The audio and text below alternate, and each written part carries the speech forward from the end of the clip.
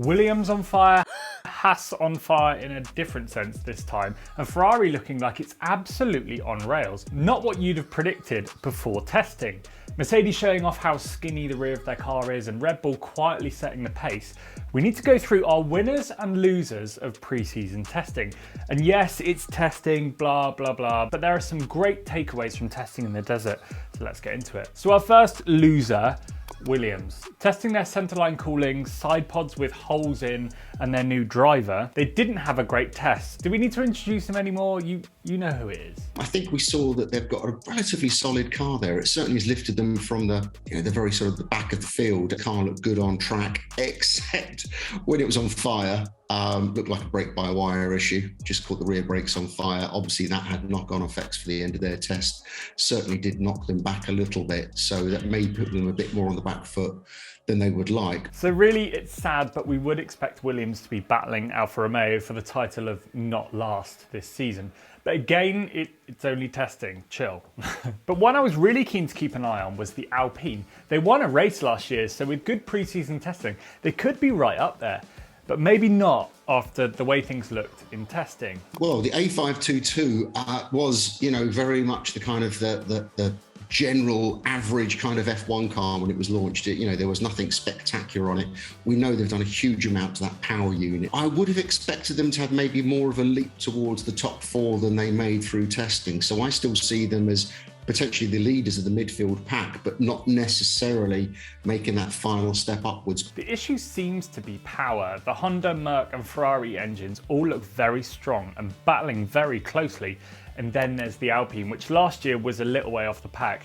So that could be a sign of things to come, but who knows? Then the Merc, those side pods looked absolutely genius and we get what they're trying to do with them, but the rest of the package doesn't look like it's quite gelled yet. Car looked a real handful. The W13 was probably the biggest enigma of the whole of testing. It was porpoising, it was kind of stepping out and oversteering in the corners. It just looked like the drivers really had, a lot on their hands just trying to get that car going. But you can never bet against Mercedes to recover any lost performance. Very often they don't start the season very strong, only to outdevelop and out-engineer everyone else in the latter stages of the season. And you could be saying this is all sandbagging.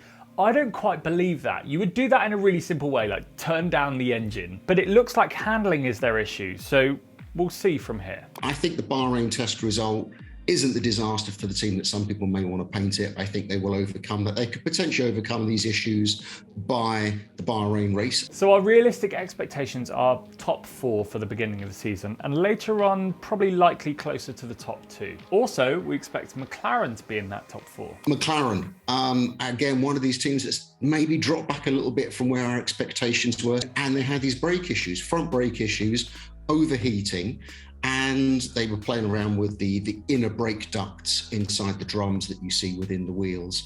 And this is an area that's changed completely under the regulations for this year. Eventually, they added a brake duct to the brake duct, as if it's the brake ducts that are overheating, not necessarily the brakes, which is obviously something that you don't want, having burning bodywork within the wheel. But we'll have to see. I think this is something that they can solve quite simply. It just kind of shows that McLaren aren't going to have the start to the season that they ideally want, but they're definitely in that top four mix. Definitely will bounce back from the issues that they've had over the past few weeks. Now onto a team that we haven't seen that's up there since about 2018 when they finished fifth in the Constructors. Losing their driver, losing their sponsor, losing their freight with a broken down airplane, losing time at testing.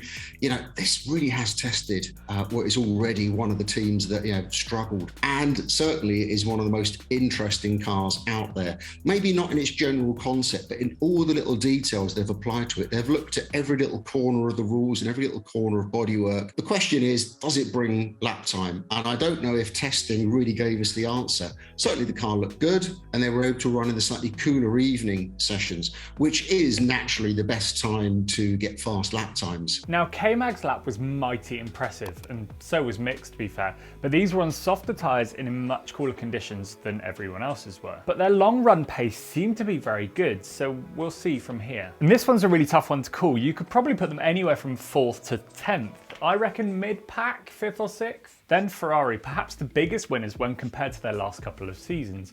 Their car looked great, both in outright pace and in drivability. Testing has proven that the car is good. It looks very consistent. It looks very stable. The drivers have no real issues apart from some porpoising, which they seem to resolve certainly through the Bahrain 3 days of testing. And the car looks ready. The question is, a car that handles very well, that's nicely balanced, that doesn't step out, that's great from a driver that wants to enjoy driving, but the drivers don't want to enjoy driving, they want to be fast. One thing everyone's clear on is this new Ferrari power unit has fully recovered from the issues from the past few years. Seems very powerful, does seem to be on a par with the Honda, Red Bull, should we call it now, and the Mercedes power unit. So we're going to have a power race this year as well. And then Red Bull, who looked to be the ones on top after this test, which if you remember back to last year or watched Drive to Survive over the weekend, they were the quickest but ended up losing out to Lewis in that first race. And I remember the discussion about that overtake in Scott's breakdown, which are back on Monday. Get subscribed. Anyway, the Red Bull. The RB18 is certainly working for Red Bull at the moment. They have their Honda Red Bull power unit there, which again seems to be absolutely on a par, no question on reliability. Then they had the big update on the last day of the test with these revised side pods, and some of the floor edges changed as well. And that seems to have stepped them up that next level, almost a half a second, most people think, on sheer pace from the update to this car. So Red Bull are looking the early favourites. And yes, this is all just from testing, but you can score these educated-ish guesses after the first race. You should check out this video about Merc's mad side pods, and I'll catch you in the next one.